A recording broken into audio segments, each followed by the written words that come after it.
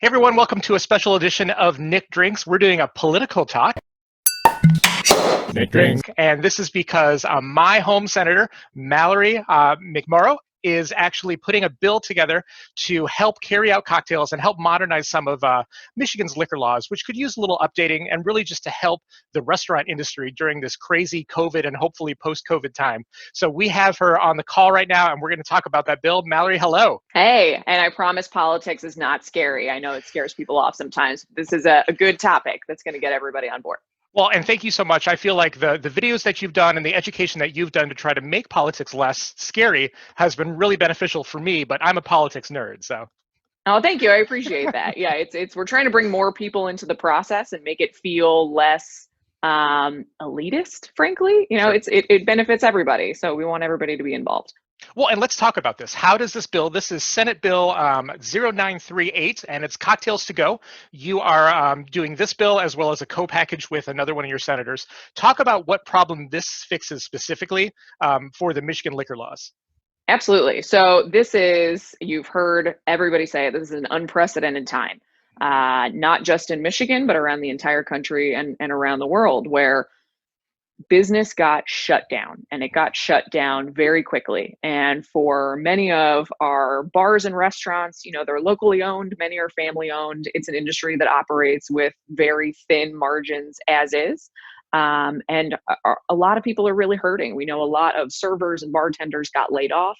And in response, many other states around the country introduced via executive order largely the ability for restaurants and bars to offer cocktails to go. Now in Michigan, we already allow for beer and wine for curbside or pickup, but we don't allow cocktails. And what this solves, hopefully this gives our restaurants and bars a longer runway. We know this is going to be a while, and even if the doors were to open tomorrow, there's a lot of people who might still want to eat at home and aren't necessarily ready to go back into a crowded bar or restaurant as we think about social distancing. So we know that alcohol sales make up about 30% of the money that restaurants and bars bring in. So if people want to spend, you know, 10, 12 bucks on a fancy cocktail to take home, this would allow restaurants to keep more people on staff and keep people employed and let you have a margarita at home if you want. And so let's talk about that. There's, you know, if we have people coming to us that may be saying there isn't any precedence to do this, you know, we look at states all around us that have done very similar stances. We already do allow the carry out of beer and wine, as you mentioned. You know, is there any negative to this that you see that might block this bill going forward? You know, I think that there's always the safety concern, right? That we don't want people drinking and driving, certainly, but we have proven as a state that we can already do this. We already allow growlers to go. We already allow wine to go. Even if you drink half a bottle of wine and you tape it and leave the restaurant, you're oftentimes allowed to take that to go with you. Right. So we have the precedent to be able to do this. And I've actually heard from some of my police chiefs who are concerned about our restaurants. They don't want to lose many of our restaurants throughout this crisis. So I think we can do this safely. And there's been some pretty good interest across the board so far. So if people are in support of this, or, you know, if they do have some concerns about it, talk about what people can do to give you feedback or to support the bill kind of as a general. Absolutely. So if you want to engage with me, if you have questions about it, if I am your state senator, I represent 8 cities in Oakland County. We're very accessible. I try to have a virtual coffee hour almost every week since this pandemic started. So you can follow my Facebook page at McMorrow for Michigan and pop into the chat, send us an email. You can find all of our contact information there. But if you want to support it, we will be sending an official letter for a committee hearing to the committee chair shortly. That is what starts this process. So if you are interested in supporting the bill and you want to email Senator Nesbitt, we can certainly share that information as well to say, hey, this is something I really support. I think it would help a lot of our small businesses and restaurants. Please give it a committee hearing so that we can debate it in committee and hopefully send it to the full floor for a vote. And this committee is different from the MLCC, is that correct?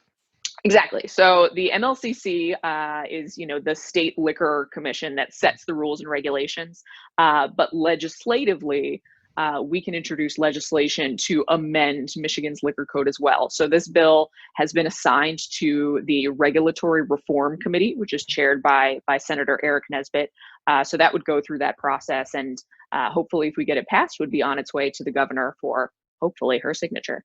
And that's interesting because I've sat in on the MLCC kind of pivoted and opened up their discussions to a virtual setting, which did have some pain points, but it's been fascinating to kind of listen to that and see that process. And one thing they did bring up, because a bunch of people brought up carry out cocktails, is that they didn't have the power to do that. So Right. this was really the push for a legislator to start it. So thank you for doing that. Absolutely. Yeah, it's always kind of a balance between what a state department can do, what they need legislative support on. And, oftentimes state departments' hands are tied because they need it to be in statute. They are bound by what exists in law. So we need to pass this into law if we want to do it. If you had to make a gut check right now, do you feel like it would pass if you brought it to the floor today? I think so. This is something, I am a Democrat, but when you think about some of my colleagues on the other side of the aisle who do want to limit kind of government overreach and regulations. We've heard there's a lot of support for this, so I am hopeful that it would come up and be voted out. That's great. And certainly, I have so many friends that are in the restaurant industry, the hospitality industry. I think this would go a long, long way, not to fixing everything, but certainly helping to kind of float them and get through this situation. Would you anticipate this something that would be a kind of forever fix, or would you see it as a temporary fix? So it's interesting. We've been monitoring what other states have been doing, and it has been introduced largely as a temporary measure for COVID. But I think as some states like New York is a good example, have seen, number one, the interest in this, and that it can be done and be done safely. There are now beginning to be arguments about, should this be something that becomes a more permanent thing? We talk about safety. If we are potentially encouraging people to pick up cocktails and take them home, maybe there's an added safety benefit that we're not encouraging people to drink and drive. If they're like, you know what, I want to drink tonight, I want to have a meal, but I'm going to pick it up and take it home. Yeah. So our hope is that we can start it, we can keep our businesses afloat, but then if it goes well, I think it's a benefit to the entire industry, as we've seen many of our restaurants do so many innovative and creative things throughout the past 8 weeks. Yeah, this is great. Well, thank you so much. If so, your precinct is kind of like Royal Oak, Birmingham, Troy. Like, tell me. Sure, I can do the whole yeah. list. Yeah, so I represent 280,000 people in Birmingham, Bloomfield Hills, Berkeley, Clawson, Rochester, Rochester Hills, Royal Oak, and Troy. Excellent. So, if Mallory is your senator, she's already got your support, so that's great. If she is not your senator, how would you say that people reach out to kind of show their support? So you can reach out to any of your legislators. We get emails and phone calls and letters all the time from constituents who say, oh, so-and-so introduced this bill. I think it's a great idea. I would like you to support it. So you can feel free as a citizen lobbyist, lobby your legislator to support the things that are important to you. And how many emails do you feel like you get a day on that? Do you feel like that one little person makes a difference? Absolutely. So I can only speak for our office and how we operate, but we get hundreds of emails and phone calls and social media messages a day. We try to respond to as many people as we can, but we do tally. We keep a tally of how many people are in support of something, are opposed to something, and try to encourage dialogue with as many people as possible every time we're considering a vote. That's great. Well, thank you so much. I'm sure the hospitality industry really appreciates that. Thank you for your work. Thank you for your service. And Absolutely. Happy early Memorial Day. Yeah, thanks for having me on. I really appreciate it. Thank you so much. This has been Nick Drinks. If you want to find more about us, you can find us at nickdrinks.com. You can find us at YouTube/NickDrinks, as well as our social media, nickdrinks.com, all spelled out. Thank you so much. Until next time.